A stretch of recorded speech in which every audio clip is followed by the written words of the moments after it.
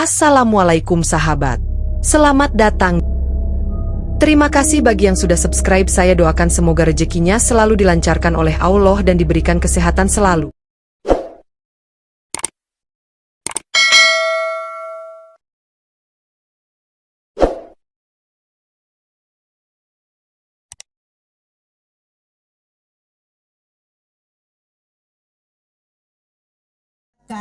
Rezeki kita seret dalam kehidupan sehari-hari. Terima kasih. Assalamualaikum warahmatullahi wabarakatuh. Gunanya apa yang menyebabkan rezeki kita seret? Kalau seret jangan ngajak-ngajak kita, Bu. Kalau seret minum dulu, Bu, biar nggak seret. Gimana tuh? Kenapa rezeki kita tuh jadi seret? Ada beberapa penyebab rezeki kita seret.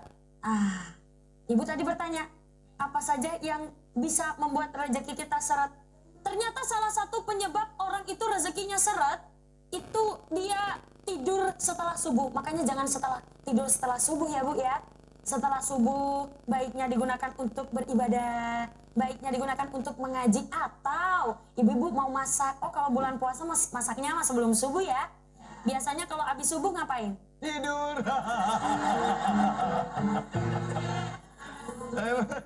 Oh, baca Quran. Masya Allah. Ibu sehari semalam baca Quran biasanya berapa lembar? Oh, 1 juz. Masya Allah. Ada yang lebih dari 1 juz? Biasanya sehari-hari? Neneng 3 jus. Oh, 3 juz. Jus mangga, jus sama jus apel. Yang kedua, Allah berikan rezeki seret karena kita juga seret dalam bersedekah. Yang ketiga, apa yang membuat rezeki seret? Terlalu meremehkan dosa yang dilakukan.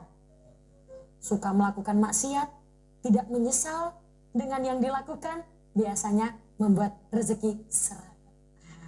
Sampun paham, ge?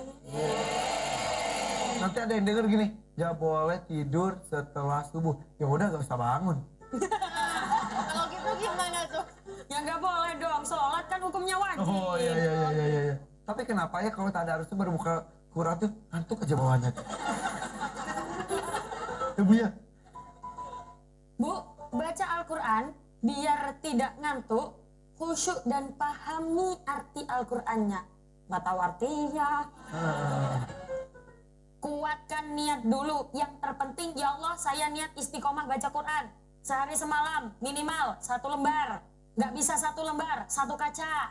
Nggak bisa 1 kaca, setengah kaca. Nggak bisa setengah kaca, 1 ayat. 1 halaman. 1 kaca, orang Jawa bilang sak kocok. Kocok. 1 halaman. Nggak bisa 1 halaman, setengah halaman. Nggak bisa setengah halaman, 1 ayat.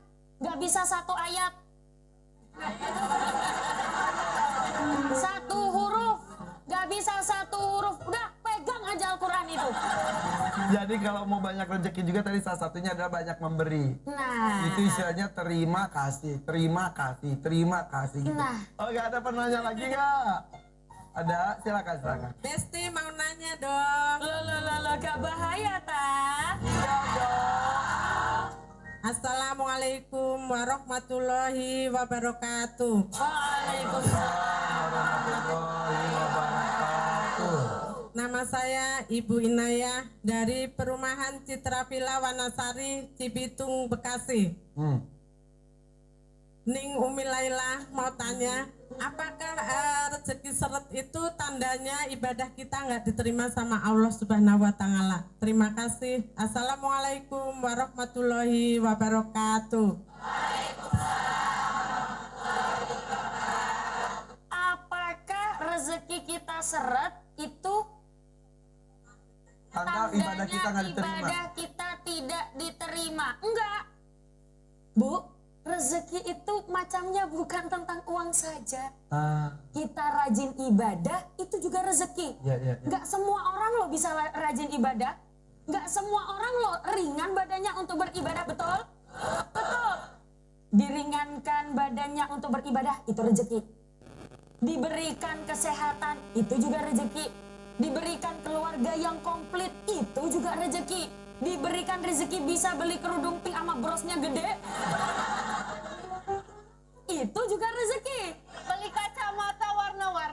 Itu juga rezeki. Mantap, Bu. Iya. Rezeki tidak melulu tentang uang. Kadang mah kita kayak gini, kita mah rezeki main seret, ya begini-begini aja hidup. Kadang kita nggak sadar, banyak sekali rezeki yang diberikan oleh Allah, tapi kita nggak menyadari. Alhamdulillah ya Allah, ini hidung ngadep ke bawah. Ayo coba bayangin hidungnya ngadep ke atas. Pas waktu hujan. Kalau hujan bukannya gini. Takut masuk airnya. Banyak hal yang perlu kita syukuri. Ya Allah. Kayak gini kemarin. Berteduh pada gini aja. Banyak hal yang perlu kita syukur.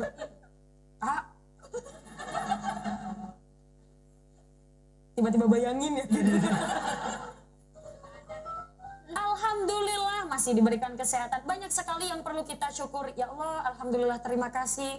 Keluarga masih utuh, keluarga masih lengkap, bisa buka bersama, bisa sahur bersama, keluarga masih utuh, sambil dipandang keluarganya. Ya Allah, ternyata ini adalah rezeki terindah. Ya udah kalau gitu kalau susah kita tetap di sini ya, dibuka-buka hati. Lihat dulu, pasti mau.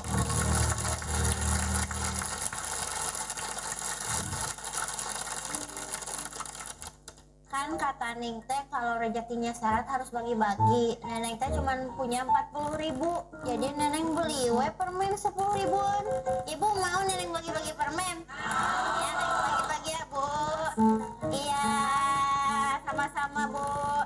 Doain Neneng ya supaya rezeki Neneng lancar ya Bu. Terus jodoh Neneng yang ganteng dan kaya raya dan punya pom bensin banyak seluruh Indonesia.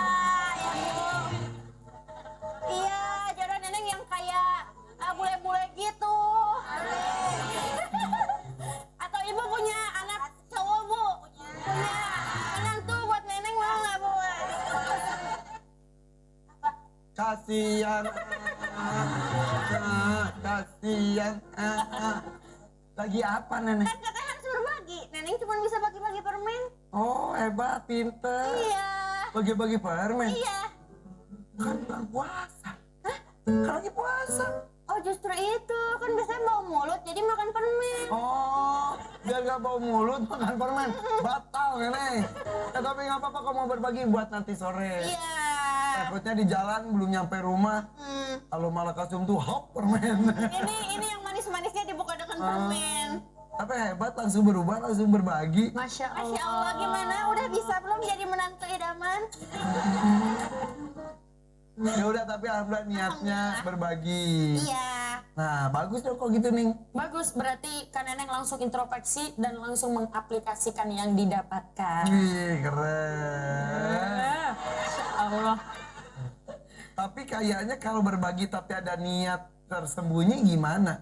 Nah, itu yang nggak boleh. Kayak misal, contoh nih, kan nggak tahu ya, misal contoh ada orang mau berbagi, Bu, saya sama anaknya ya. Kayak gitu. Ada nggak yang kayak gitu?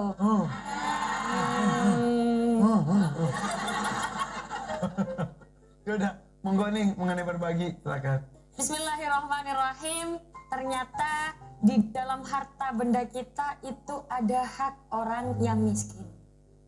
Di dalam Al-Quran Allah berfirman, wa fi amwalihim haqqul lis-sa'ilina wal mahrum. Pada harta benda mereka ada hak bagi orang miskin yang meminta dan yang tidak meminta. Di sini mengingatkan bahwa kita harus senang yang namanya berbagi. Kenapa sih kita disuruh untuk berbagi? Kenapa sih kita disuruh untuk menyisihkan harta kita untuk bersedekah? Ternyata ketika kita berbagi itu adalah bentuk syukur. Ketika diberikan nikmat, terus kita berbagi, itu bersyukur. Kalau kita bersyukur, maka akan Allah tambah nikmatnya. La in syakartum la azidannakum. Barang siapa yang bersyukur, maka akan Allah tambah nikmatnya. Wala in kafartum inna adabi lasyadid. Dan barang siapa yang kufur, maka akan Allah berikan adab. Cara kita bersyukur adalah memanfaatkan nikmat yang sudah diberikan oleh Allah. Contoh, Kita diberikan nikmat tenaga, cara bersyukurnya bagaimana? Dengan ikut menggunakan tenaga ini dalam hal kebaikan. Kita diberikan rezeki, diberikan kenikmatan harta, maka kita berikan harta kita untuk bersedekah. Kita diberikan kenikmatan otak yang bisa berpikir, otaknya digunakan untuk melakukan aktivitas-aktivitas yang bermanfaat. Diberikan kenikmatan lisan yang masih bisa berbicara, digunakan untuk melakukan kemanfaatan membaca Al-Qur'an. Assalamualaikum warahmatullahi wabarakatuh.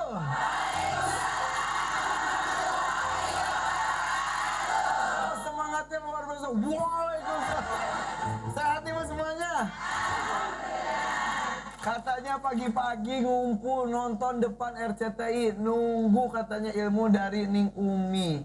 Ini dia bunga-bunga hati. Lihat, pasti mau. Alhamdulillah Ning ya, selalu semangat semua berduyun-duyun ke sini. Ya Masya Allah, Nggak kelihatan, ya nggak kelihatan nggak mandinya nggak kelihatan. Dan jelas hari ini kita akan kumpul, mudah-mudahan apa yang kita bahas itu bisa menjadi bekal menjalani hidup kita supaya bahagia dunia dan akhirat, insya Allah. Salam. Wih, Neneng, seger banget Neneng Wulandari. Iya dong, segar soalnya Neng baru dapat kiriman. Dari ibu, Iya, alhamdulillah. mana ibu kamu tuh di Garut masih Iya di Garut. ngirim uang? Iya, tadinya mah pengen Neneng ajakin ke Jakarta, ibu teh, tapi takut kena pergaulan bebas. Yang Maksudnya di Jakarta mah banyak mall gitu-gitu aja. yang ada ibu yang khawatir kamu di Jakarta sendiri. Ih, gimana sih ibu teh? Masa cuma ngirimnya 40.000 doang? Ini mah nggak cukup atau Neneng sehari-hari. Terus gimana tuh? Masa ini? Ya udah bersyukur aja, alhamdulillah. Kan bukan kamu yang kerja juga, orang tua yang kerja. Ya tapi kan 40.000 cukup buat apa tuh? Makanya Neneng teh makan nasi pakai garam, pakai minyak. Ya udah kalau nggak cukup pulang aja ke Garut lah. Jangan atuh. Ini masalah rezekinya kayak. Nih, Neneng 40.000 bulan ini nih, gimana tuh? Ternyata manusia itu punya ujiannya masing-masing. Dan kita tetap disuruh bersabar. Sabarmu. Coba silakan, nih monggo. Assalamualaikum warahmatullahi wabarakatuh. Ibu sehat semuanya ya? Alhamdulillah, jasmani sehat. Sehat, alhamdulillah. Rohani sehat. Sehat, alhamdulillah. Dompetnya sehat. Alhamdulillah. Agak bentak dikit. Insya Allah semoga semuanya tetap dalam keadaan sehat walafiat. Dan pemirsa juga jangan lupa selalu tonton Bunga-Bunga Hati. Semoga yang menonton Bunga-Bunga Hati diberikan kelancaran rezekinya, diberikan solih-solihah keturunannya, diberikan ilmunya barokah. Amin Allahumma amin. Bismillahirrahmanirrahim. Alhamdulillah. Wassalatu wassalamu ala rasulillah amma ba'dah. Alhamdulillah pada pagi hari ini melihat ibu-ibu semangat, saya juga jadi tambah semangat. Semoga pemirsa di rumah juga semangat. Ternyata hidup itu tidak luput dari sebuah ujian. Dan adanya ujian membuat kita belajar dengan yang namanya kesabaran. Adanya ujian guna untuk meningkatkan kualitas keimanan kita. Adanya ujian karena Allah sayang kepada kita. Ternyata dengan ujian itu adalah wasilah Allah untuk mengangkat derajat kita. Amin Allahumma amin. Maka yang diberi ujian jangan terlalu mengeluh, berlarut-larut terlalu dalam. Husnudzon. Allah bilang, ana inda dzanni abdi bi, aku sesuai dengan prasangka hambaku. Kalau ibu dikasih ujian kok ngersulo, kok ngersulo terus, mengeluh terus sama Allah. Ini Allah apa gak sayang ya sama saya? Nah, naudzubillahi min dalik. Ana inda dzanni abdi bi, aku sesuai dengan prasangka hambaku. Kalau ibu menyangka Allah seperti itu, ya Allah seperti itu. Tapi kalau ibu menyangkanya yang baik-baik, Oh, Allah berikan ujian ini biar saya tambah kuat. Allah berikan ujian ini biar saya tambah sabar, tambah legowo hatinya. Mungkin Allah berikan ujian ini karena Allah sayang kepadaku. Kalau ibu prasangkanya baik, maka Allah sesuai dengan prasangka ibu semua. Karena tidak ada manusia di dunia ini yang hidup tanpa masalah. Betul? Benar-benar betul. Semuanya pasti punya masalah. Tidak ada yang tidak punya masalah. Kelihatan wajah-wajah bermasalah.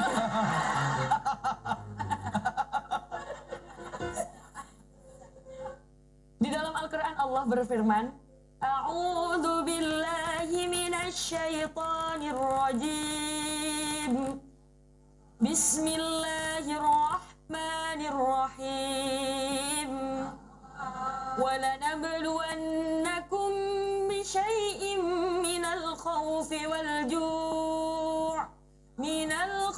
وَالْجُوعِ وَنَقْصٍ مِّنَ الْأَمْوَالِ وَالْأَنفُسِ وَالثَّمَرَاتِ وَبَشِّرِ الصَّابِرِينَ. Dan pasti kami akan menguji kamu dengan sedikit ketakutan, kelaparan, kekurangan harta, jiwa dan buah-buahan, dan sampaikanlah kabar kepada mereka, kabar gembira untuk mereka, apa? Kepada orang-orang yang bersabar. Kalau ibu sabar dengan ujiannya, Allah akan meningkatkan derajat kita. Kalau yang tadi, iya kekurangan harta, ketahuan wajahnya banyak utang. Tapi yang diuji masalah ekonomi, jangan terlalu banyak mengeluh. Yang diuji masalah harta banyak, ibu-ibu kalau disuruh milih, minta diuji dengan harta yang banyak atau nggak punya uang? Harta banyak. Diuji-ujian lah, nggak apa-apa lah. Yang hartanya banyak, yang kaya, itu ujian ternyata, Bu. Mereka nggak boleh sombong. Yang melarat, yang miskin, yang miskin juga tidak boleh terlalu mengersula, tidak boleh terlalu mengeluh. Sing soke loman, sing melarat neriman, yo iku uwong sing bejo temenan. Ayo Gatot Kaca. Lakoni apa to ning?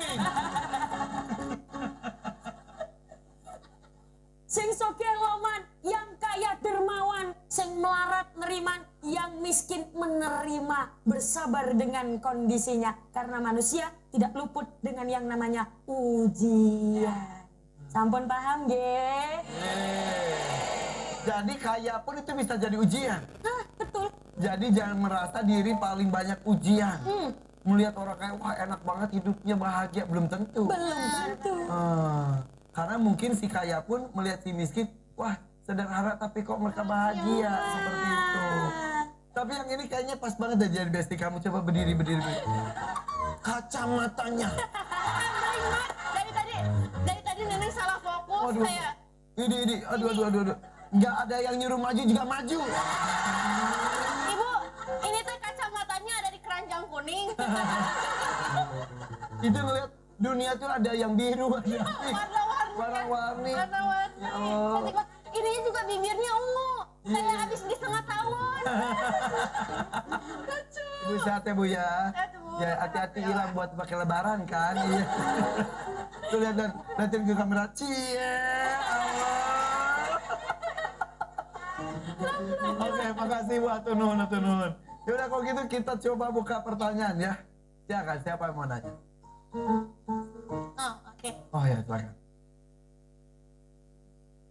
Besti mau nanya dong. Loh, gak bahaya ta? Bismillahirrahmanirrahim. Assalamualaikum warahmatullahi wabarakatuh. Salam.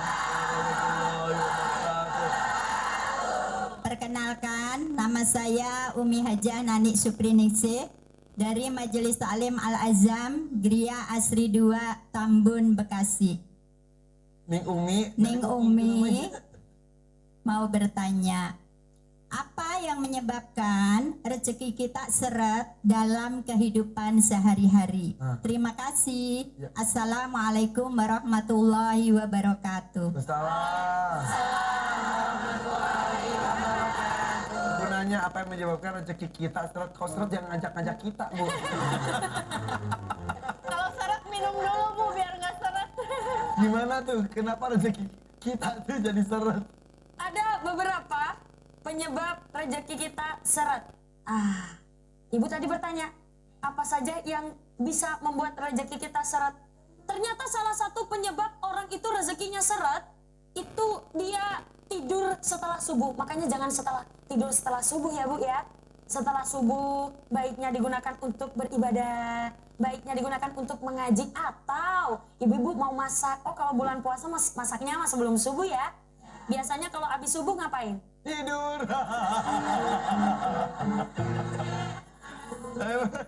Oh, baca Quran. Masya Allah. Ibu sehari semalam baca Quran biasanya berapa lembar? Oh, 1 juz. Masya Allah. Ada yang lebih dari 1 juz? Biasanya sehari-hari? Neneng 3 jus. Oh, 3 juz. Jus mangga, jus sama jus apel.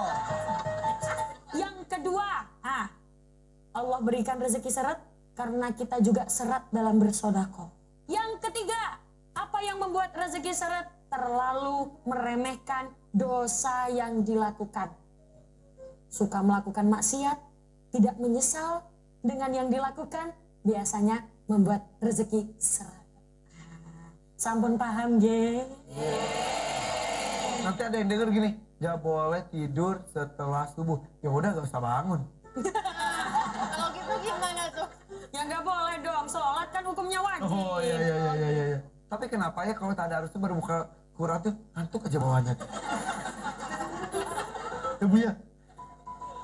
Bu, baca Al-Quran biar tidak ngantuk, khusyuk dan pahami arti Al-Qurannya. Nggak tahu artinya.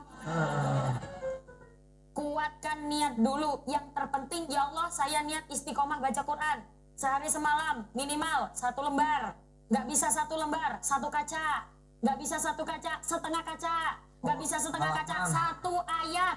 1 halaman. Satu kaca tuh. 1 kaca, orang Jawa bilang sak kocok. Kocok. 1 halaman. Gak bisa 1 halaman, setengah halaman. Gak bisa setengah halaman, 1 ayat. Gak bisa 1 ayat. 1 huruf. Gak bisa 1 huruf. Udah pegang aja Al-Quran itu. Jadi kalau mau banyak rezeki juga tadi salah satunya adalah banyak memberi. Nah, Itu istilahnya terima kasih gitu. Nah. Oh gak ada penanya lagi gak? Ada, silakan. Besti mau nanya dong. lo gak bahaya ta? Assalamualaikum warahmatullahi wabarakatuh. Waalaikumsalam. Warahmatullahi wabarakatuh. Nama saya Ibu Inayah dari Perumahan Citra Villa Wanasari, Cibitung, Bekasi. Ning Umi Laila mau tanya, apakah rezeki seret itu tandanya ibadah kita nggak diterima sama Allah Subhanahu wa Ta'ala? Terima kasih. Assalamualaikum warahmatullahi wabarakatuh. Apakah rezeki kita seret itu Tanda ibadah kita nggak diterima. ibadah kita tidak diterima? Enggak, Bu. Rezeki itu macamnya bukan tentang uang saja. Kita rajin ibadah itu juga rezeki. Iya. Enggak semua orang lo bisa rajin ibadah. Enggak semua orang lo ringan badannya untuk beribadah, betul? Betul. Diringankan badannya untuk beribadah itu rezeki.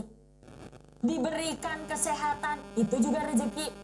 Diberikan keluarga yang komplit itu juga rezeki. Diberikan rezeki bisa beli kerudung pink sama brosnya gede,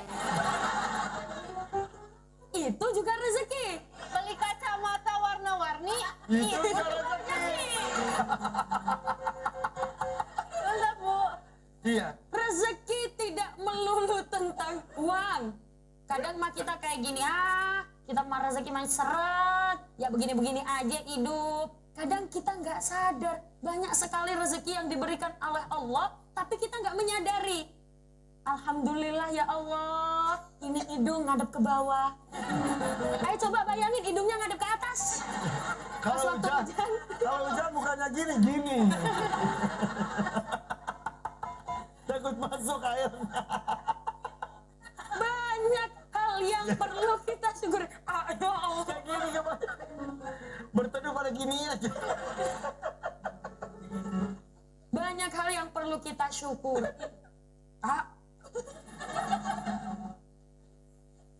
Tiba-tiba bayangin ya. Alhamdulillah masih diberikan kesehatan. Banyak sekali yang perlu kita syukuri. Ya Allah, alhamdulillah, terima kasih. Keluarga masih utuh, keluarga masih lengkap, bisa buka bersama, bisa sahur bersama, keluarga masih utuh, sambil dipandang keluarganya. Ya Allah, ternyata ini adalah rezeki terindah. Ya udah kalau gitu kalau susah kita tetap di sini ya. Dibuka-buka hati. Lihat dulu, pasti mau.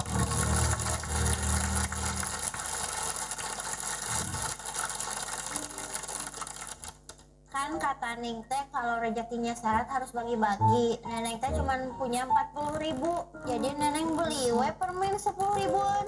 Ibu mau neneng bagi-bagi permen? Ya neneng bagi-bagi ya Bu. Iya, sama-sama Bu. Doain neneng ya supaya rezeki neneng lancar ya Bu.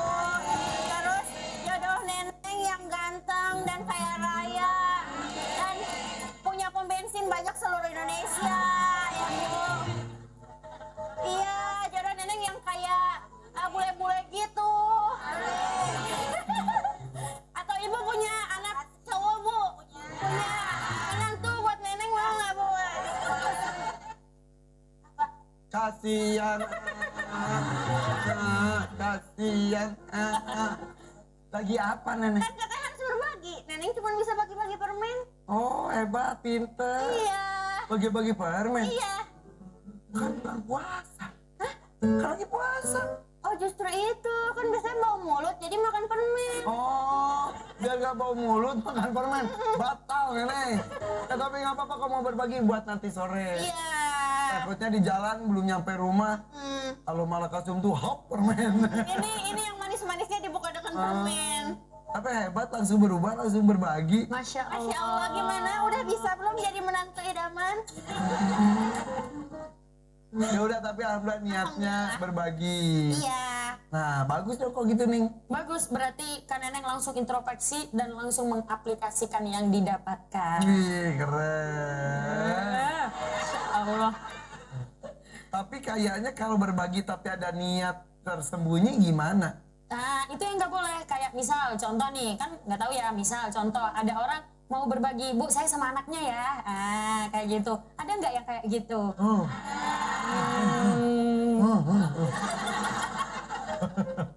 Yaudah, monggo nih mengenai berbagi, silakan. Bismillahirrahmanirrahim. Ternyata di dalam harta benda kita itu ada hak orang yang miskin. Di dalam Al-Quran Allah berfirman, wa fi amwalihim haqqul lis-sa'ilina wal mahrum. Pada harta benda mereka ada hak bagi orang miskin yang meminta dan yang tidak meminta. Di sini mengingatkan bahwa kita harus senang yang namanya berbagi. Kenapa sih kita disuruh untuk berbagi?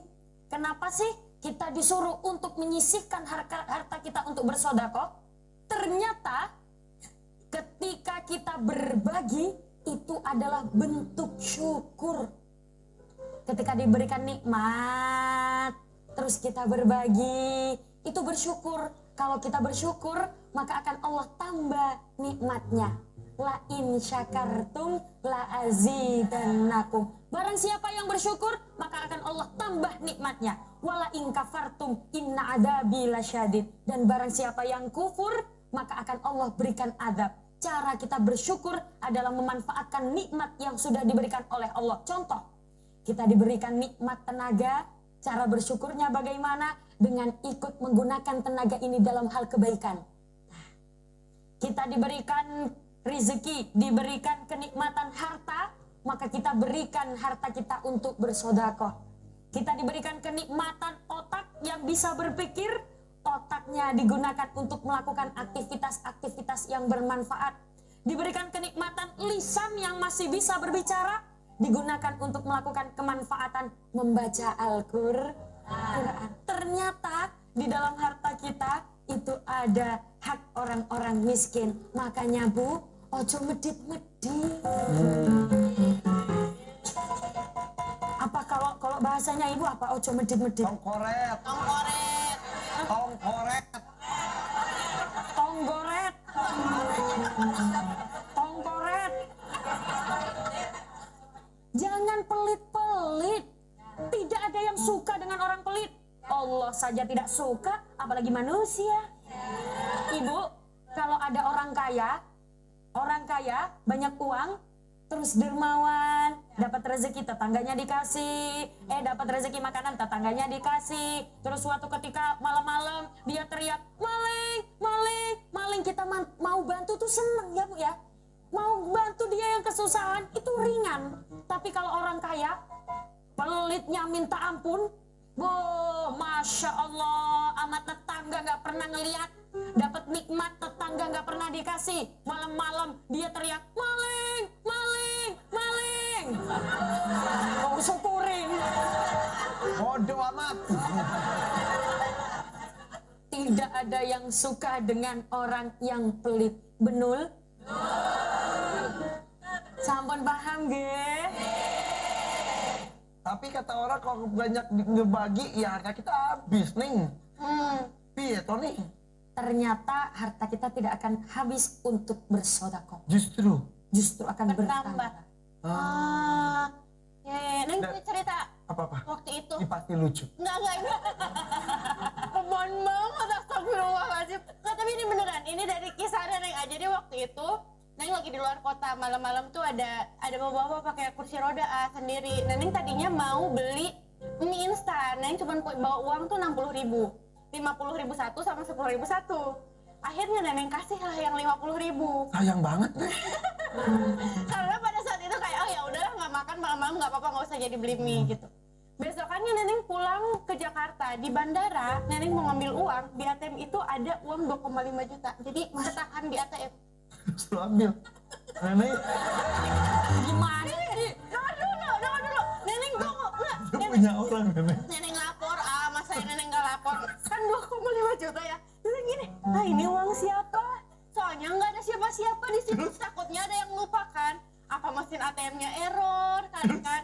Apalagi Neng mau naik pesawat. Taunya pas dia lihat dari dalam ATM-nya bapak-bapak yang kumpul udah gini. Enggak. Tapi itu beneran. Ya semua ini beneran. Terus? habis itu Neng tungguin. Neng mau naik pesawat kok misalnya ini takut kenapa-napa ya. Kayak uang orang gitu. Terus akhirnya di apa sih? Ditanya terus kayak nggak ada kehilangan kan kalau di pesawat mah di bandara mah dompet aja tuh ada yang ngumumin kan. Neng tungguin sampai Neneng di pintu pesawat sampai Neneng mau ke Jakarta. Nggak ada, mudah ikutin rezekinya sih ya kalau kayak gitu. Kalau gitu gimana? Nenek. Tapi maksudnya nggak ada yang tahu terus kayak udah terus akhirnya Neneng kasih uangnya ke masjid. Oh, Masya Allah. Iya. 2 juta setengah. 200-nya Neneng ambil. Ya tuh 200 kan buat ongkos ke itu. Lumayan ya. 4 kali lipat daripada 50.000 yang diberikan. Bener. Jujur. Iya. Jujur kemarin buat. Ya sumpah. Swear. Ya. Tapi kalau itu kan berarti ikhlas. Tapi Benar. ya anggap saja itu sebagai penggantinya. Tapi ya tetap aja harus diumumin ya. Iya. Tapi kalau kita misal memberi ke seseorang, tapi gini, ya Allah berikan aku 10 kali lipat dari ini. Udah bisa ya. Itu sebenarnya bisa tapi nggak usah ditunggu. Takutnya nanti misal kita sedekah uang 10.000, pengennya dapat uang 100.000. Diingat-ingat lagi yang tadi rezeki berupanya tidak hanya uang. Iya. Bisa jadi 10.000 hilang tapi ada satu keinginan kita dikabulkan oleh Allah. Siapa lagi mau nanya silakan. Ada? Oh iya silakan bangga. Besti mau tanya dong. Lo kabahaya ta? Ya dong. Bismillahirrahmanirrahim. Assalamualaikum warahmatullahi wabarakatuh. Waalaikumsalam warahmatullahi wabarakatuh. Perkenalkan, nama saya Bu Hesti dari Mutiara Hati, Tambun, Bekasi. Ning Umi boleh bertanya? Boleh. Pertanyaannya, bagaimana sih caranya kita bersyukur atas apa yang sudah kita miliki, meskipun rasanya rezeki terasa seret sekali. Terima kasih. Assalamualaikum warahmatullahi wabarakatuh. Salam. Apakah harus setiap hari kita tumpengan? Cara Apa kita syukurnya ya. bersyukur? Gimana nih? Bagaimana caranya kita bersyukur padahal rezeki lagi seret? Ternyata Bu, orang yang terbiasa bersodakoh itu bukan yang banyak uangnya, tapi orang yang pintar menyisihkan. Betul? Betul. Di dalam Al-Quran Allah berfirman, Alladzina yunfiquna fis-sarra'i wad-dharra'i wal-kadhiminal ghaidh wal-kadhiminal ghaidha wal-'afina 'anil nas wallahu yuhibbul muhsinin. Orang-orang yang selalu berinfak baik di waktu lapang maupun di waktu sempit. Digarisbawahi, baik di waktu lapang maupun di waktu sempit. Bagaimana caranya kita bersyukur meskipun rezeki lagi seret? Tetap paksa sedekah. Ternyata orang yang senantiasa bersedekah meskipun kondisinya sedang sempit, meskipun kondisinya tidak ada uang, Allah akan ganti berlipat-lipat ganda. Kita kondisi nggak punya uang, kita kondisi nggak punya harta yang lebih untuk bersedekah. Ternyata kita pintar menyisihkan. 5.000 atau paling kecil 1.000 atau lebih kecil lagi 500. Maksudnya bagaimana? Meskipun ketika kita lapang, meskipun kita sempit, tetap sisihkan uang untuk bersedekah. Bu, sedekah ikhlas, nggak penting. Yang penting banyak. Awal sedekah ngisi 100.000, plek, aduh. Kepikiran. Coba kau dibeliin bakso itu berapa mangkok kayak gitu. Tapi kalau sudah terbiasa, 100.000 mah enteng. Oh, dipaksa. Nah. Iya. Begitupun tadi senyum juga betul sebetulnya. Kayak misal ada orang senyumnya hidungnya jangan kembang kempis. Jadi misal ada yang orang minta-minta, pas kebetulan kita tidak ada uang, kasih senyum, maaf ya Pak, jadi udah nggak ngasih, udah bang, saya juga nggak punya, gitu. Udah mah, terus habis itu mata gini, gitu biasanya, gitu. Iya, senyum juga Tata bisa jadi sedekah juga ya. Iya. Coba senyumnya Ibu, aduh, mata genitnya mana, aduh. Bu, nanti kalau ke masjid dimintain kode infak jangan gini-gini ya. Oke, dan mengenai sedekah itu katanya memang itu kan seperti paralon besar dengan paralon-paralon kecilnya. Ketika kita makin banyak memberi, alirannya pun akan semakin deras. Tapi kalau di sini mampet, ya udah, yang mau masuk juga nggak jadi karena tidak dialirkan gitu ya. Oke, ya udah kalau gitu. Paham nggak Ibu, ya? sampun paham ge? Sedekah harus dibiasakan ya Bu ya. Ikhlas gak penting, yang penting banyak. Kita kalau sesaat lagi tetap di sini di Bunga-Bunga Hati. Lihat dulu, pasti mau. Masih bersama kami di sini di Bunga-Bunga Hati. Lihat dulu, pasti mau. Neneng ada pertanyaan nih. Gimana? Neneng ada pertanyaan. Neneng ada pertanyaan nih. Neneng. Neneng ada pertanyaan nih. Bukan nama Nong. Bukan. Neneng ada pertanyaan nih, bukan. Tapi Ning. Ning, iya. Nah, Apa sih, Neng? kalau misalnya nih ya, orang tuh nggak pernah sholat, tapi rezekinya tuh malah lancar. Ya, ada yang Iya, gitu. ada yang gitu. Dan sampai ngiri gitu. Aku nggak sholat tapi kok rezekinya banyak banget sih. Apa jangan-jangan kita jangan sholat juga gitu? Iya. Gak gitu juga dong. Kalau itu gimana? Banyak orang yang kita temui justru nggak sholat, justru malah melanggar perintah agama. Ada ya Bu ya? Aku mau maju. Kita banyak menemui orang-orang yang justru lalai dengan ibadahnya, nggak pernah sholat, malah nggak pernah sedekah. Iya, malah nggak pernah sedekah, mana nggak pernah baca Al-Quran, tapi rezekinya lancar terus. Ternyata di dalam Islam itu ada istilah yang namanya istidraj.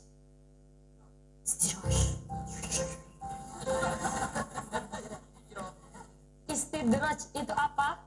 Allah melimpahkan segala kenikmatan untuknya, tapi untuk kebinasaan. Di dalam Al-Quran Allah berfirman, وَالَّذِينَ كَذَّبُوا بِآيَاتِنَا سَنَسْتَدْرِجُهُم مِّنْ حَيْثُ لَا يَعْلَمُونَ. Dan orang-orang yang mendustakan ayat-ayat kami akan kami biarkan mereka berangsur-angsur, diberi nikmat, makbluk. Maksudnya bagaimana? Semuanya brol, rezekinya brol, tapi menuju ke arah kebinasaan dengan cara yang mereka tidak ketahui. Jangan iri dengan orang yang tidak sholat tapi rezekinya lancar. Irilah dengan orang-orang yang rezekinya lancar tapi tidak lupa dengan ibadahnya. Karena apa, Bu? Kadang-kadang kita suka terlena pas kita nggak punya uang, kita berdoanya Masya Allah khusyuk, tapi pas senang, pas uangnya banyak, suka lupa. Nggak semua orang bisa ingat ketika masih punya kenikmatan, tapi dia tetap beribadah, sholatnya masih penuh, ngaji Qur'annya masih penuh, ternyata sodakohnya juga deres. Irilah kepada orang-orang yang seperti itu.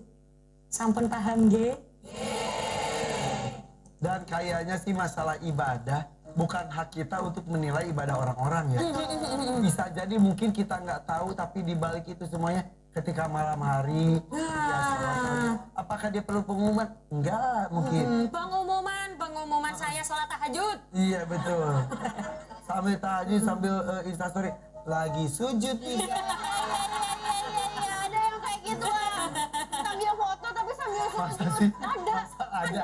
Beneran? Oh iya, terus kameranya 0,5. Ya ampun. Terus diupload di Jadi TikTok. ya udah ketika kita melihat ada orang yang wih sugih tenan rek gitu. Tahu kita benar nggak? Iya Bahasa betul. Jawanya. Iya sokir tenan, Rek. Bener. Ya kita ikut bahagia aja udahlah. Urusan dia dengan Allah, urusan dia saja. Mungkin dia mempunyai rezekinya yang bagus, ya udah. Kita mungkin uangnya tidak banyak, tapi kebahagiaannya juga bisa cari dan yang lain. Gitu ya nih ya. Oke. Nih kesimpulan aja buat kita semua, monggo. Alhamdulillah, ternyata banyak sekali yang kita pelajari. Bukan hanya tentang sodako, tapi tentang bagaimana caranya kita ikhlas, bagaimana caranya biar rezeki deres, gimana caranya biar kita tetap fokus ibadah, meskipun rezeki berlimpah. Banyak sekali yang kita pelajari pada hari ini, terkhusus yang perlu diketahui, Ibu, kalau pengen kaya, pengen bisa sodako, berusaha. Semuanya udah siap nyatet loh. Apa? Ya Bu, namanya pengen kaya, ya berusaha. Ya bener. Ya Allah, saya pengen kaya, tapi pagi tidur, siang tidur, sore tidur. Nggak nikmat Bu. Innallaha la yughayyiru ma biqaumin hatta yughayyiru ma bi anfusihim. Allah tidak akan merubah kondisi suatu kaum sampai kaum itu merubah kondisinya sendiri. Bu, ibarat kata seperti ini, apa nggak bisa Allah itu bikin kita kaya tanpa usaha? Ya bisa saja. Allah mau apapun, idza arada syai'an ayyakula lahu kun. Allah kalau mau bikin kita kaya tanpa usaha, ya bisa-bisa saja. Cuman kita tetap disuruh berusaha. Biar apa? Biar tambah nikmat. Saya ilustrasikan seperti ini. Bu, ibu kalau punya anak, biasanya pengennya nggak ngapa-ngapain terus punya anak, apa ngapa-ngapain dulu terus punya anak?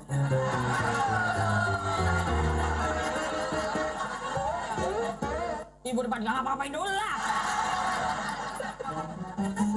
Ngapa-ngapain dulu terus punya anak, biar apa? Biar nikmat. Ketika bukan itunya. Maksudnya ketika kita punya keturunan kan senang luar biasa ya Bu ya. Masya Allah. Makanya ketika kita pengen kaya, berusaha. Tapi juga harus dibarengi dengan yang namanya doa. Doa terus, tapi nggak berusaha, nggak kerja. Mas, kamu nggak kerja Mas, udah doa aja. Bekerja terus tapi tidak berdoa. Awas, hati-hati, pentingnya kita berdoa. Ya Allah, berikan kami rizki yang banyak, halal, barokah. Sampun paham nggih? Assalamualaikum warahmatullahi wabarakatuh.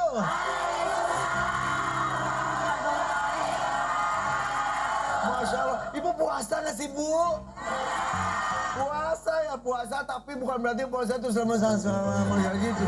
Harus semangat seperti Ibu ya. Yang di rumah apa kabar? Mudah-mudahan selalu semangat ya. Nonton setiap pagi di RCTI, ini dia Bunga-Bunga Hati. Lihat dulu, pasti mau.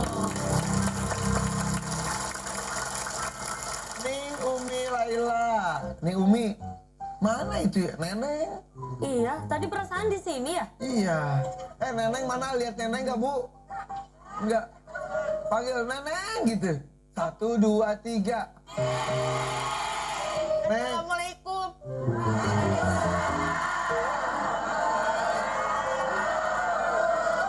Ih, malu-maluin sih. Ibu-ibu aja jam segini udah seger.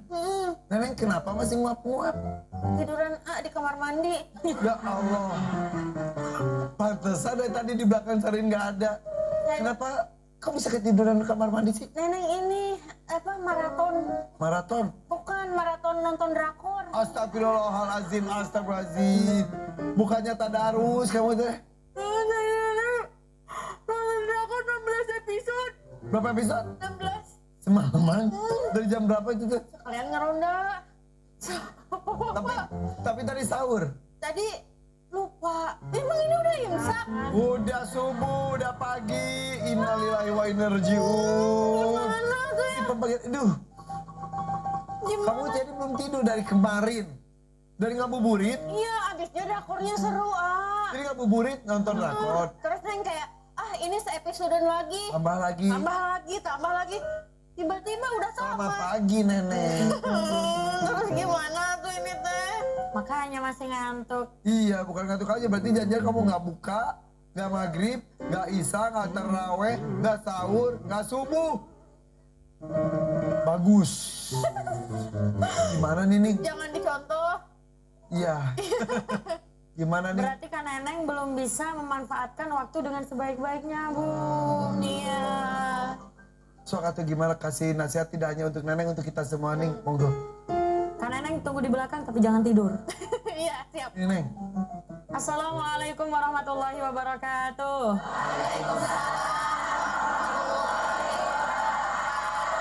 Bismillahirrahmanirrahim. Alhamdulillah. Wassalatu wassalamu ala rasulillah amma ba'dah. Alhamdulillah semuanya jamaah ibu-ibu yang ada di studio semoga sehat selalu. Pemirsa yang di rumah, tidak lupa pemirsa yang ada di rumah semoga semuanya tetap diberikan kesehatan, diberikan kelancaran rizkinya, diberikan kelancaran urusannya, termasuk bisa menggunakan waktu dengan sebaik-baiknya. Di dalam hadis riwayat Imam Tirmizi diriwayatkan, ya Rasulullah, man khairun nas qala man tala umuruhu wa hasuna amaluhu. Yang artinya bagaimana? Wahai Rasulullah, siapakah sebaik-baik manusia? Rasulullah Shallallahu Alaihi Wasallam menjawab, orang yang panjang umurnya dan baik amalannya. Ternyata orang yang panjang umurnya tapi bisa memanfaatkan waktu dengan sebaik-baiknya. Umurnya panjang, tapi selama hidup dia tidak pernah beribadah. Umurnya gak seberapa panjang, tapi digunakan untuk beribadah, berarti dia adalah orang yang pandai memanfaatkan waktu. Kita ketika berdoa, dianjurkan berdoa, ya Allah, berilah kami umur yang panjang dan barokah. Kenapa saya katakan barokah? Karena orang yang barokah selalu pengen hidupnya lebih baik, dan lebih baik lagi. Kalau ngomongin barokah, itu apa sih Bu? Ziyadatul khair, bertambahnya kebaikan. Ada kebaikan yang bertambah di dalam hidup kita, berarti hidupnya barokah. Makanya kalau orang punya prinsip hidupnya barokah, dia tidak akan punya prinsip aku masih sama seperti yang dulu. Nah, berarti hari ini harus lebih baik daripada hari kemarin. Hari esok harus lebih baik daripada hari ini. Kalau ngomongin barokah, ini mah buat selingan aja ya Bu ya. Barokah itu biasanya lebih dekat dengan yang namanya perempuan. Kenapa kok aku bilang perempuan? Kenapa saya mengatakan lebih dekat dengan perempuan? Karena perempuan itu selalu punya mindset ingin lebih baik, lebih baik lagi. Lah emangnya lelaki nggak beda? Kalau laki-laki itu mindsetnya itu istiqomah, idealis, tetap tidak berubah. Coba kita buktikan ya. Wanita umur belasan sampai 20 tahun yang diidam-idamkan adalah laki-laki yang tampan. Betul? Ketika wanita menginjak umur 30 tahun, yang diincar bukan lagi laki-laki yang tampan, tapi laki-laki yang mapan. Ketika wanita menginjak umur 40 tahun, yang dilihat, yang dicari bukan lagi yang tampan saja, bukan yang mapan saja, tapi laki-laki yang punya kedudukan dan jabatan.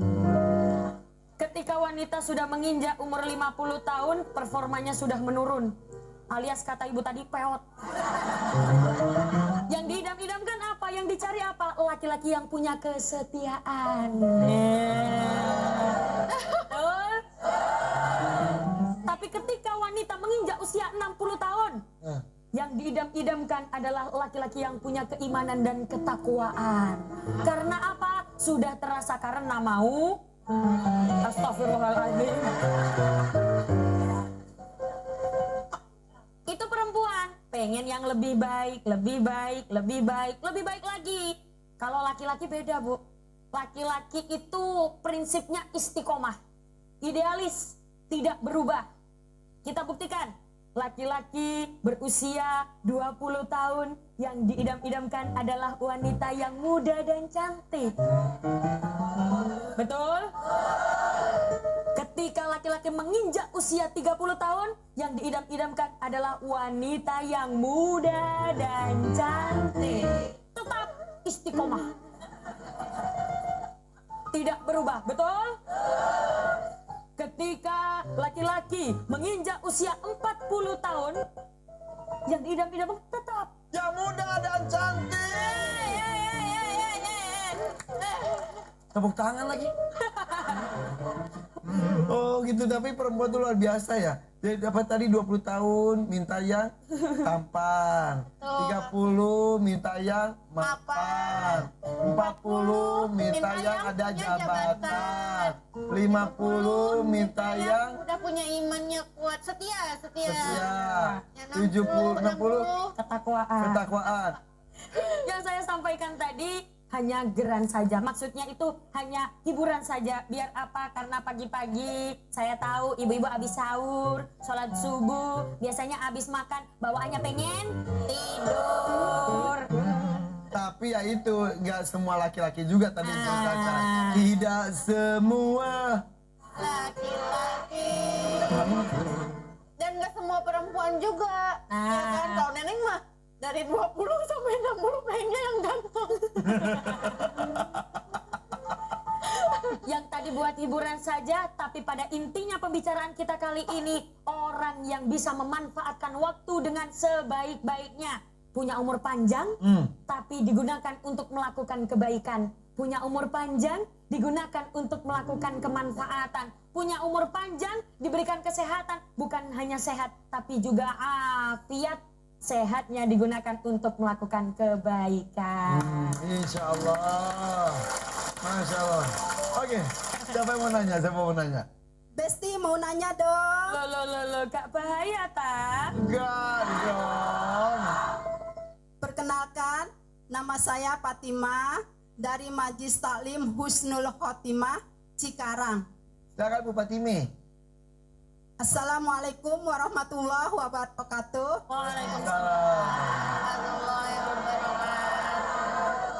Bagaimana kalau orang itu selalu melalaikan, menunda-nunda sholatnya?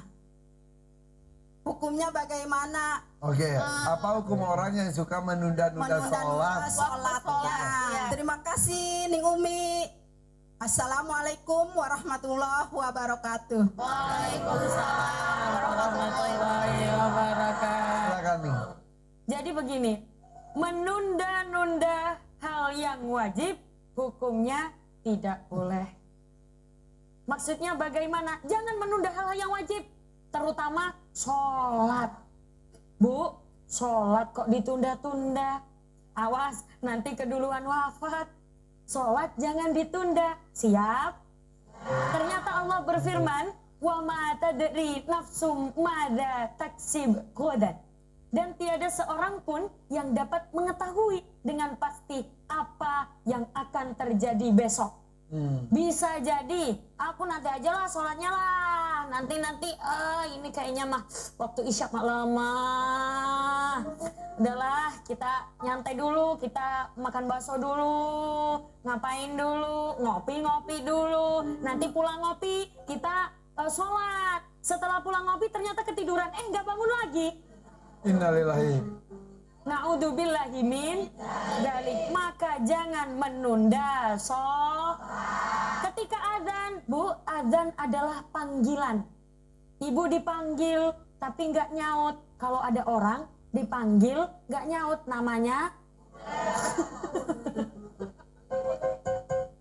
Pripun, sampun paham nggih? Udah, ada mau nanya lagi nggak? Nenek mau nanya, Neneng. Neneng mau nanya boleh nggak? Apa? Kalau ada yang nanya. Kenapa? Kalau misalnya tadi kan menunda-nunda waktu sholat, kalau menunda-nunda waktu nikah itu sama dengan tidak memanfaatkan waktu depan. Nah dulu, emang kamu itu beneran menunda-nunda nikah? Sebenarnya mas saya siapa tahu ibu saya nonton gitu, Bu ini Bu Ning gitu, kayak jadi ngasih penjelasan juga ke ibu gitu. Kenapa emang ibunya kenapa? Kayak ibu Neng tuh bilang kayak aku udah ibu tuh pengen punya cucu gitu, terus Neng bilang cucunya dulu mau nggak? Ya enggak lah, maksudnya kan kalau adopsi anak mau nggak gitu kan, susah ya cari suaminya gitu. Neneng kenapa sampai sekarang masih nunda-nunda nikah? Juga tahu alasannya apa. Kan ibu-ibu belum tahu. Oh iya. Susah nyari yang cocok karena kan Neneng teh pengennya mah nyari bule gitu ya. Tapi nenengnya nggak bisa bahasa Inggris, jadi belajar bahasa Inggris dulu. Oh gitu. Sampai sekarang belum bisa. Tapi bukan menunda. Belum, nggak menunda belajar. Tapi banyak sekali di zaman saya itu banyak yang menunda-nunda. Ada wanita yang pengen mengejar karir dulu. Gitu. Bahkan ada wanita katanya enggan untuk terjalin hubungan dengan laki-laki karena takut melihat ada yang katanya ada yang KDR, ada yang cerai. Gitu. Akhirnya dia menunda antar aja. Gimana kalau perempuan menunda-nunda pernikahan? Jadi kalau misalkan soal menikah, aduh ini yang tanya belum menikah, tanya ke orang yang menikah juga. Silakan Umi, bagaimana melihat perempuan seperti itu? Tergantung alasannya dulu. Jadi kalau misalkan ada orang yang menunda menikah, misal karena pernikahan itu tidak ujuk-ujuk. Ya tiba-tiba menikah. Banyak sekali yang harus dipersiapkan.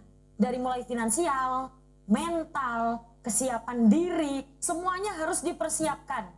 Nah, materi, semuanya harus dipersiapkan sebelum pernikahan. Ada orang yang menunda pernikahan karena memang belum siap.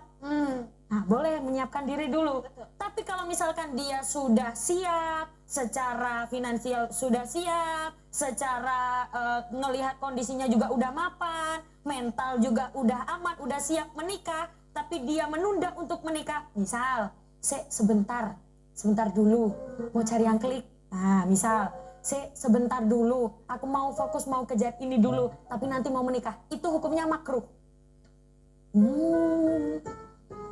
Kalau alasan itu makruh. Nah, kalau misalkan alasannya berbeda lagi, aku nggak mau menikah. Nah, misal, aku menunda-menunda, misalkan ditanyain, kamu nggak nikah? Misalkan, udah tua, misalkan umurnya 48. Misal, sudah waktunya menikah tapi belum menikah. Dia bilang, saya menunda menikah. Karena apa? Saya nggak mau punya anak. Misal, saya nggak mau menikah dengan laki-laki. Misal, saya nggak mau menikah dengan perempuan. Misal memang keinginannya untuk menikah itu tidak ada keinginan untuk menikah, maka itu hukumnya haram. Haram. Iya, karena apa? Karena tidak mengikuti sunnah Nabi. An-nikahu sunnati, faman roghiba an sunnati falaisa minni. Nikah itu termasuk sunnahku. Barang siapa yang tidak mengikuti sunnahku, maka bukan termasuk golonganku, tidak diakui umat Nabi. Terus kalau ada yang nikah tapi nggak mau punya anak, child free katanya Coach Kelty, gimana tuh? Jadi memang ada beberapa orang tertentu yang memutuskan untuk tidak mempunyai anak. Misal karena memang tidak siap secara finansial atau tidak siap secara mental atau kesehatan. Misalkan kita punya anak tapi pertaruhannya yang dipertaruhkan adalah kesehatan, itu justru lebih baik tidak punya anak. Karena kesehatan yang dipertaruhkan. Nah, tapi kalau misalkan tidak ada apa-apa, siap secara finansial, tidak kondisinya mentalnya juga udah siap, terus semuanya sudah mapan. Bu, orang Islam itu keturunannya harus banyak. Bedul? Kenapa jadi bendul? Keturunannya harus banyak. Biar apa? Biar keturunan solihah ini semakin banyak. Begitu. Tapi kalau misalnya memutuskan belum menikah untuk misalnya nih dia ternyata membantu banyak orang kayak dokter harus keluar negeri, itu gimana tuh? Nah, nanti kita jawab. Boleh. Karena kita istirahat dulu ya. Boleh. Tetap di sini di Bunga-Bunga Hati. Lihat dulu, pasti mau.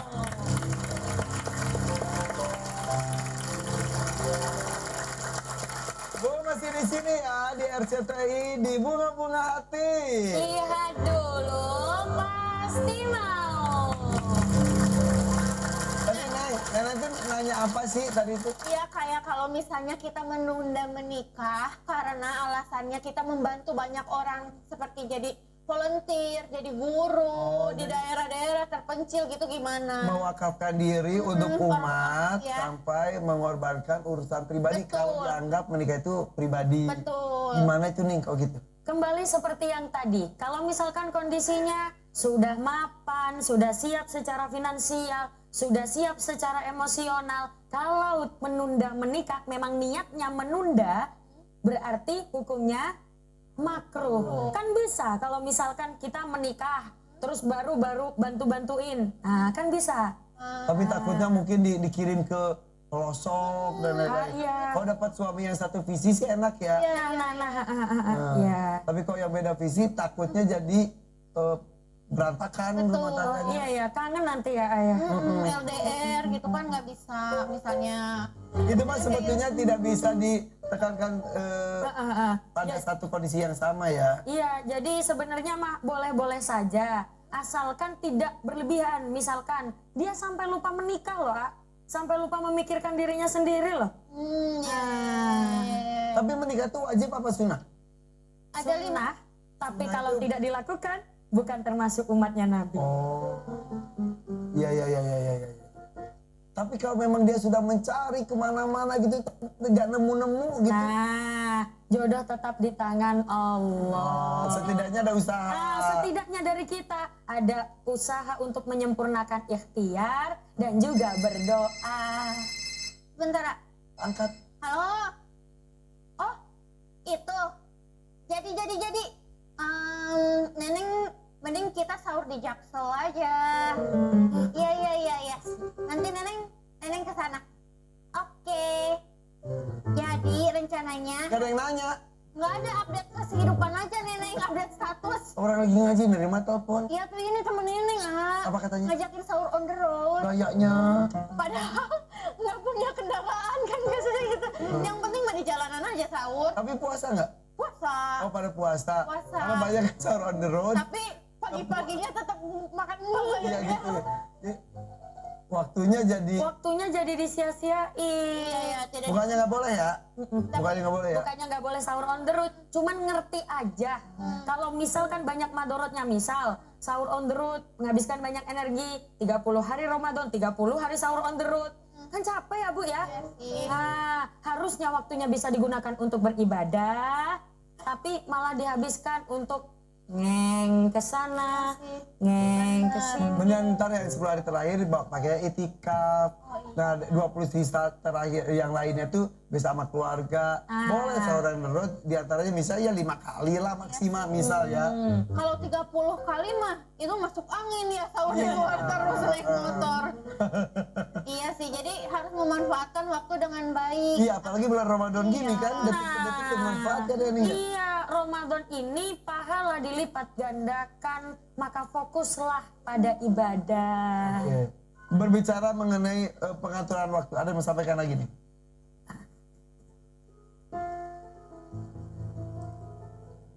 Masih semangat ya Bu? Masih. Insya Allah semuanya masih semangat. Di sini kita bicara bagaimana cara mengelola waktu dengan baik, bagaimana caranya umur yang panjang diisi dengan kebaikan-kebaikan. Umur panjang tapi tidak diisi dengan kebaikan, percuma, buat apa? Ibu tahu tidak? Ternyata ada hadis Nabi yang sudah biasa kita dengar, yang justru ada lagunya. Bagaimana itu? Ingat 5 perkara sebelum 5 perkara, sehat sebelum sakit, muda sebelum tua, kaya sebelum miskin, lapang sebelum sempit, hidup sebelum mati. Tahu lagu itu Bu? Yang dimana disampaikan sehat sebelum sakit. Ternyata ini sebenarnya hadis Bu. Itu hadis riwayat Al-Hakim. Rasulullah yang bersabda, lalu dijadikan sebagai lagu, biar bisa apa? Biar bisa jadi pepiling, biar bisa jadi pengingat kita semua. Ada suatu cerita, ini kisah yang ada di Riyadh. Riyadh itu ibu kota Arab Saudi. Letaknya di mana? Cikarang belok kiri. Hah? Bacok? Oh, Pasar Bancong. Pasar Bancong ada Cikarang ini, iya. Pasar Bancong, iya. Kisah ini berada di Riyadh, ibu kota Arab Saudi. Ada seorang pemuda yang muda, yang gak tua. Anak muda ini mengalami kecelakaan. Wah, astagfirullahaladzim. Bu, namanya juga kecelakaan. Ya duar, masa duar? Mengalami kecelakaan luar biasa. Setelah itu sampai mengakibatkan kakinya patah. Tidak bisa berjalan selama 3 tahun. Bayangkan 3 tahun di opnam, di rumah sakit, tidak bisa bergerak. Kakinya digantung ke atas. Bisa bayangin lah Bu ya, nggak bisa dipraktekin kalau ini mah. Tangannya digantung ke atas, kakinya digantung ke atas, dia tidak bisa bergerak kemana-mana. Setelah itu pada zaman itu ada seorang syekh yang dimana punya keistiqomahan menjenguk ke rumah sakit itu satu persatu masuk ke kamar. Jadi Syekh ini punya keistiqomahan, masuk ke kamar satu, ke kamar yang lain, mendoakan pasien ini, setelah itu mendoakan pasien yang satunya lagi. Setiap minggu ada satu hari Syekh meluangkan waktu, masuk ke kamar satu, tok tok tok, assalamualaikum. Assalamualaikum. Aku doakan semoga engkau cepat sembuh. Bisulmu juga. Setelah itu Syekh masuk ke kamar yang kedua. Assalamualaikum. Semoga engkau cepat sembuh. Per kamar dimasukin oleh Syekh itu. Setelah itu sampailah Syekh di dalam kamar anak yang sedang digantung kakinya karena sakit tidak bisa bergerak. Setelah itu Syekh menghampiri. Assalamualaikum. Aku doakan semoga engkau lekas sembuh. Kenapa ibu yang amin ya? Ya nggak apa-apa lah ya. Aku doakan engkau cepat sembuh. Sesungguhnya penyakit yang Allah berikan ini, sesungguhnya musibah yang Allah berikan ini, itu guna untuk meningkatkan derajatmu. Allah ingin mengangkat derajatmu melalui musibah yang engkau alami. Anak muda tadi diam dan menjawab, Syekh, terima kasih doanya. Terima kasih saya sudah didoakan bisul ini sembuh. Terima kasih sudah didoakan kakiku sembuh. Tapi sesungguhnya Syekh, aku sangat bersyukur atas adanya kecelakaan ini. Aku sangat bersyukur atas adanya musibah ini. Syekh kaget. Lah, kenapa? Karena sesungguhnya sebelum adanya kecelakaan ini, aku adalah pemuda yang suka buat onar. Aku adalah pemuda yang suka mabuk-mabukan. Aku adalah pemuda yang suka kebut-kebutan di jalan, bikin susah warga, bikin susah semua orang. Tapi ketika Allah berikan aku sakit ini, padahal sebelum ini aku tak pernah sholat fardu full. Tapi ketika sakit, sholat 5 waktu, bahkan aku lakukan. Bahkan bukan hanya 5 waktu, juga tahajud. Bahkan ketika saya 3 tahun berada di sini, saya bisa hafal 30 juz. Bukan lagi 1 juz, bukan lagi 2 juz, apalagi juz apel, juz mangga, juz strawberry. Tapi 30 juz sudah saya hafal ketika saya berada di sini. Makanya saya sangat bersyukur. Ada beberapa pelajaran yang bisa kita ambil. Yang pertama, dia dalam kondisi sakit, tapi dia bisa melakukan ibadah sebegitu khusyuknya, sebegitu banyaknya. 30 juz dia hafal. Yang kedua, yang pertama tadi, dia bisa bersyukur atas kondisinya bagaimanapun keadaannya. Yang kedua, pelajaran untuk kita, apa mau nunggu sakit? Apa mau nunggu kecelakaan dulu? Apa nunggu 3 tahun dulu di opname? Enggak. Maka gunakan waktumu sebaik-baiknya. Mumpung masih sehat, mumpung masih kuat, mumpung masih bisa sholat dengan normal. Gunakan waktu dengan sebaik-baiknya. Sampun paham ge? Ya kayak gitu katanya gini. Nanti aja deh, mau tobat mah udah tua.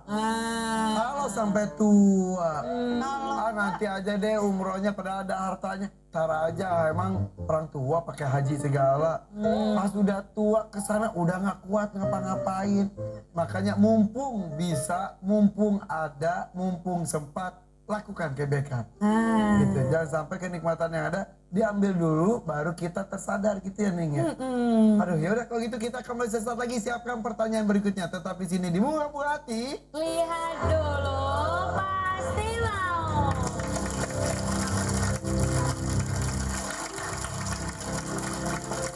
Masih di sini di Bunga-Bunga Hati. Lihat dulu, pasti mau. Ini tema kita masih mengenai manajemen waktu. Siapa yang mau nanya sekarang? Ada, silakan Bang. Tanyanya nunjuknya jangan pakai tangan kanan, kiri aja. Keren ini. Wih. Kayaknya ibunya kalau jalan begini ya. Iya berat sebelah. Nggak apa-apa, silakan. Besti mau tanya dong. Loh, gak bahaya tak? Assalamualaikum warahmatullahi wabarakatuh. Waalaikumsalam warahmatullahi wabarakatuh. Nama saya Ibu Ona Sulistina dari Majelis Taklim Darul Mutakim Bogor. Nih mau bertanya dong. Ya dong. Bagaimana jika kita sholat cepat di tengah pekerjaan, apakah diperbolehkan? Terima kasih. Wassalamualaikum warahmatullahi wabarakatuh. Waalaikumsalam warahmatullahi warahmatullahi wabarakatuh. Iya, itu ada pertanyaan juga ditanyakan dengan cepat. Bagaimana dengan sholat yang cepat di Langsung aja nih dijawab pertanyaannya dari Ibu. Dari Bogor. Jadi kan katanya manajemen waktu. Di tengah-tengah pekerjaan kita punya kewajiban juga sholat. Nah, gimana biar sholatnya dapat, pekerjaannya dapat? Ya udah kan lagi kerja, lagi sibuk. Azan udah sholat tapi saja. Karena istirahatnya juga cuma sebentar, belum makan, belum ngobrol. Ya udah deh sholat semenit lah. Gitu. Semenit mah tuh. Langsung begini jumbalitan. Gimana? Bagaimana kalau misalkan sholatnya cepat di tengah-tengah pekerjaan? Kita garis bawahi dulu sholat cepat ya Bu ya. Sholat cepat. Kalau misalkan posisi kita berjamaah dan posisinya menjadi imam, itu ternyata sholat cepat diperbolehkan. Oh iya? Iya. Asal? Ternyata diperbolehkan. Kita lihat, ada hadisnya, kita lihat dulu. Kok bisa? Kita lihat di kitabnya dulu ya. Nah, ternyata ini dijelaskan, ada. Nah, kalau misalkan jadi imam, itu dianjurkan Nabi membaca surat yang pendek. Maksudnya dipercepat agar apa? Biar meringankan makmumnya. Rasulullah Shallallahu Alaihi Wasallam bersabda, "Idza shalla ahadukum linnasi falyukhaffif." Bila salah seorang kamu mengimami orang banyak, maka hendaknya ia meringankan. Itu kalau posisi imam ya, Ya. kalau posisi berjamaah ya. Tapi berarti bukan cepet-cepet, tapi bacanya pendek. Dipendekkan untuk meringankan. Tapi kalau misalkan sholatnya sendiri, dalam pas bekerja, kalau misalkan memang darurat, misal pekerjaannya ini misal mengobati orang sakit, itu kan perlu cepet-cepet ya Bu ya. Operasi. Operasi. Waktu sholat udah mau habis. Itu boleh sholatnya dipercepat. Atau misal ada pekerjaan yang memang kejar waktu. Kalau misalkan waktu ini kekejarnya waktu sholatnya cuma sedikit, itu ternyata boleh dipercepat. Asalkan tidak seperti Irfan tadi, ngomong. Sholat cepat itu ternyata masih sah kalau misalkan semua rukunnya masih dilakukan. Misal cuma sholat tapi rukun-rukunnya aja. Rukunnya misal Al-Fatihah, kayak gitu-gitu ya Bu ya. Dan baca Al-Fatihahnya juga harus benar kan ya? Harus benar, meskipun cepat. Terus harus tetap tumak ninah. Cepat tapi tumak ninah. Gimana tuh? Sholatnya cepat tapi tetap harus berhenti sejenak. Pripun sampun paham nggih? Tapi maksudnya cepat ning sama cepatnya kita tuh agak beda dikit. Obat itu ya tetap bacaannya dicepetin. Tetapi tajwidnya benar dan lain-lain. Dan gerakan-gerakannya masih jelas, nggak beneran takbirnya aja segini. Harus tetap gitu ya. Harus tetap melakukan rukun-rukunnya sholat. Oke. Sama kayak kalau misalnya di bandara, biasanya jadi imam di bandara, suratnya dipendek-pendekin aja, yang pendek-pendek, jangan abakoroh ini kayak aduh ketinggalan pesawat. Iya. Lihat kondisinya. Oke, siapa lagi mau nanya? Ada, silakan. Besti mau tanya dong. Lo gak bahaya Nanya apa? Assalamualaikum warahmatullahi wabarakatuh. Waalaikumsalam warahmatullahi wabarakatuh. Nama saya Ibu Nur Hasanah dari Kampung Cikarang, dari Majelis Taklim Al-Muhajirin. Ya. Saya mau tanya, benar enggak sih tidurnya orang puasa itu mendapatkan ibadah? Katanya. Kata siapa Bu? Iya. Katanya, kata orang ya. Iya. Emang bener gak sih katanya di bulan puasa itu tidur orang puasa itu katanya termasuk ibadah, betul? Katanya gitu. Katanya tidurnya orang yang sedang puasa itu termasuk ibadah. Betul. Tapi tidur yang bagaimana dulu?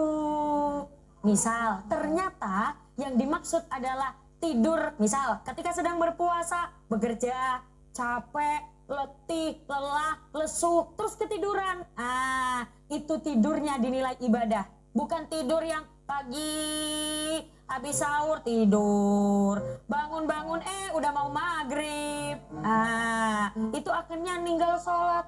Nah, ini misalnya teman-teman pekerja TV salah satunya, termasuk saya gitu kan, persiapan itu kayak buat pagi ini tuh, dan kemarin sore tuh, misal dari habis maghrib langsung kerja sampai sahur kerja, habis sahur pulang pagi baru tidur sampai duhur gitu kan. Itu baru dinilai ibadah karena memang kelelahan karena bekerja. Iya, tapi sholat pun jangan dilewatkan. Nah, itu yang harus digarisbawahi ya Bu ya. Karena bekerja, kalau diniatkan juga ibadah. Bekerja, ketika diniatkan ibadah, pahalanya juga ibadah. Oke. Terus capek, nyampe rumah tinggal ngantuknya, tidur, itu bernilai ibadah. Bukan berarti tidur ibadah, tidur aja terus bukan gitu. Wah, ini betul nih, harus diluruskan ya. Benar. Ya. Oke, kalau begitu, boleh kesimpulan untuk hari ini, monggo nih. Bismillahirrahmanirrahim. Alhamdulillah, ternyata pembahasan kita tentang bagaimana mengelola waktu dengan baik, tentang bagaimana memanage waktu dengan baik. Bu, ternyata kita sudah dicontohkan oleh Imam Ghazali, meneladankan di kehidupannya. Bagaimana cara memanage waktu 24 jam dengan baik. Ternyata bisa dibagi 3. Dibagi 3 itu bagaimana? 24 dibagi 3 berapa? 8 untuk istirahat, 8 untuk beribadah, 8 jam untuk bekerja. Lah gimana kalau misalkan bekerjanya lebih dari 8 jam? Tidak apa-apa. Itu hanya contoh saja bagaimana untuk memanage waktu dengan baik dicontohkan oleh Imam Ghazali. 8 jam untuk istirahat, 8 jam untuk beribadah, 8 jam untuk bekerja. Itu hanya contoh saja. Kita yang tahu bagaimana kondisi tubuh kita, bagaimana kondisi hidup kita, yang harus pintar-pintar menata. Bekerja tapi tidak lupa beribadah. Bekerja, beribadah tapi tidak lupa beristirahat. Sampun paham ge? Jadi kurang bagus juga 24 jam ibadah. Begitupun kerja terus. Harus dibagi-bagi. Seimbang. Oke, sip, mudah-mudahan yang sudah disampaikan langsung bisa kita praktekkan ya. Membagi waktu dengan maksimal. Supaya apa? Bahagianya pun dunia dapat, akhirat pun juga dapat. Minta doanya kalau gitu nih, monggo. A'udzu billahi minasy syaithanir rajim. Bismillahirrahmanirrahim. Allahumma salli ala sayyidina Muhammad wa ala ali sayyidina Muhammad walhamdulillahi rabbil alamin. Allahumma inna nas'aluka salamatan fid din wa afiyatan fil jasad wa ziyadatan fil ilmi wa barakatan fi rizqi wa taubatan qabla al maut wa rahmatan 'inda al maut wa maghfiratan ba'da al maut. Allahumma hawwin 'alaina fi sakaratil maut wan najata minan nari wal 'afwa 'inda al hisab. Rabbana atina fid dunya hasanah wa fil akhirati hasanah wa qina adzaban nar. Subhana rabbika rabbil izzati amma yasifun wa salamun alal mursalin walhamdulillahi rabbil alamin. Amin. Terima kasih Ning sudah mendampingi kita terus. Mudah-mudahan semangat mengatur waktu dan maksimal itu tidak hanya pas Ramadan saja. Hargai waktu detik per detik untuk bekal kita di akhirat kelak. Kami pamit undur diri untuk hari ini. Wassalamualaikum warahmatullahi wabarakatuh. Waalaikumsalam warahmatullahi wabarakatuh. Bunga-bunga hati.